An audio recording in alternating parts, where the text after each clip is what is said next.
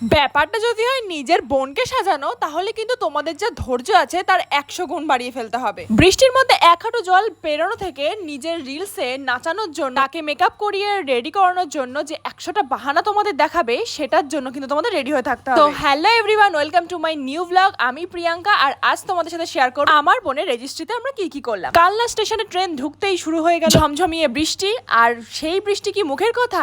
1 ঘন্টা আমরা স্টেশনে বসেছিলাম, এদিকে সকালে কিছু খেয়ে আসেনি, আর এদিকে বৃষ্টির জন্য স্টেশনে আটকে। ভাবতে পারছো, ভগবান তোমাকে ইনডাইরেক্টলি বুঝিয়ে দিল তোমার এই কাজটা অতটা সহজ হবে না।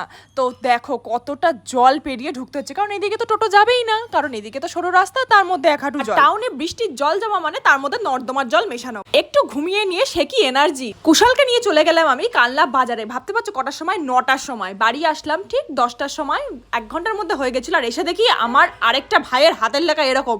আবার তো দেখে মাথাটা গরম হয়ে গেছিল, এই যে তেলাপোকা ছেড়ে দেওয়ার মতো। তো আমি ওকে বললাম, তুই আগে এগুলো লিখে তারপরে তুই নিচে যাবি, কারণ আমার না বাজে হাতের লেখা একদম পছন্দ। ছোটবেলায় আমার বাড়ির লোক সবাই মিলে আমাকে 1 ঘন্টা বসিয়ে রেখে পিটিয়ে পিটিয়ে আমার হাতের লেখা সুন্দর করিয়েছে। আর তোমরা ভাবছো এরকম আমরা ধিঙ্গির মতো নাচছি কেন? আরে বাবা, রিলস রিলস রিলস কতবার এক কথা বললো, এখন তো এগুলো ট্রেন্ডিং এ চলছে। তো আমার বোনকে নাচ শেখাতে গিয়ে সে কি আমার নাজেহাল। আমি তো মানে পারলে ওকে ধরে মেরেই দিই, কিন্তু না, থাক, মেয়েটার বিয়ে, যাই হোক, ছেড়ে দাও। তারপর তো শুরু হলো মেহেন্দি পড়া। বা হাতেরটা নিজেই করেছে, কিন্তু ডান হাতেরটা করতে তো কাউকে লাগবে, তাই জন্য ওর বান্ধবীকে ডেকে নেয়। তারপরে দেখো কুশল চলে এসছে আবার একটা আমাকে জিনিস দেখাতে, যেটা হচ্ছে চার্জার। এই চার্জারটা কিন্তু কার্ডবোর্ড দিয়ে করা, নিজেই তৈরি করেছে।